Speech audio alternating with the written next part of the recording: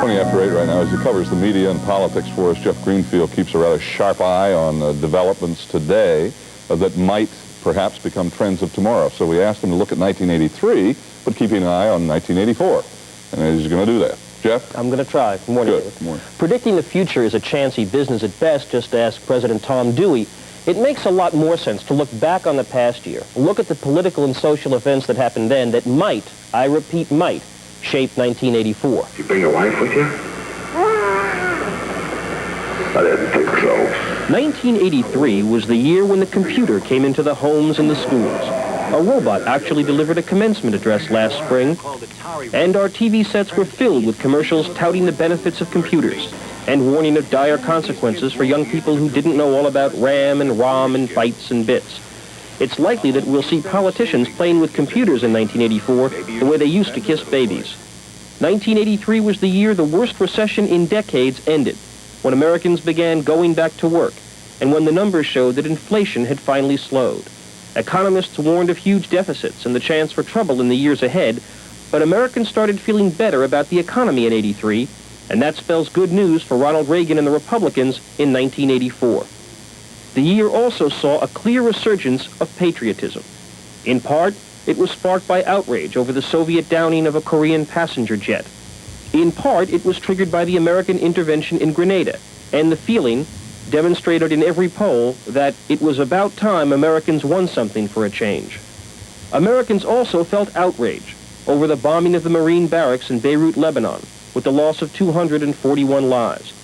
But the presence of the Marines in Lebanon signaled potential trouble for the president, with a persistent sense of confusion back home about why American troops were there. On the domestic political front, the AFL-CIO broke tradition and endorsed a presidential candidate before the nominating conventions, former Vice President Walter Mondale. Apart from Labor's financial and political clout, the endorsement symbolized Mondale's clear emergence as the Democratic front-runner, and the strong likelihood that in 1984, his rivals would attack Mondale as the candidate of the so-called special interests. 1983 also saw the entry of a well-known black activist, Reverend Jesse Jackson, into the battle for the Democratic presidential nomination. While no one thought a Jackson nomination possible, it did symbolize the new political clout of minorities. In Chicago, Harold Washington became that city's first black mayor after a bitter campaign that left the city and its Democratic machine openly and angrily divided. By contrast, Philadelphia elected its first black mayor, Wilson Goode, after a restrained, civilized election. And in Kentucky, Martha Collins became that state's first woman governor, the only one in the nation. As pundits debated the so-called gender gap, women were far less supportive of President Reagan than men, the number of women in political office at every level continued to grow. A made-for-television movie, The Day After, about a nuclear war and its effect on a small Kansas town, drew and sparked a heated debate about that movie. Did it alert us to the threat of war or frighten us away from deterrence? Subsequent surveys showed the hype may have been overblown. Few minds were changed. The on trial throughout last year. CBS anchor Dan Rather took the stand in a libel case against 60 Minutes. CBS and Rather won, but the techniques of news gathering took some direct hits.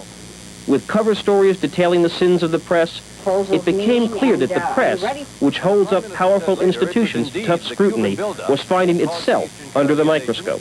And finally, 1983 was the year America began to gray a bit. The Census Bureau reported that our median age passed the 30-year-old mark. That may well affect voter turnout, political choices, and, last but not least, our ideas of beauty. Witness Joan Collins as a featured attraction in Playboy magazine. Now, if there's one dominant social trend of 1983 that is likely to be felt this election year to come, it's that America's optimism began to come back. After years of war, racial and generational division, political and economic doubts, America started to feel a little bit better in 1983. It is a long way to Election Day, but still worth noting that it's been some time since a president ran for re-election with that kind of good feeling in the air. David? We were discussing that this morning with Ben Wattenberg and a writer who's been out in rural America.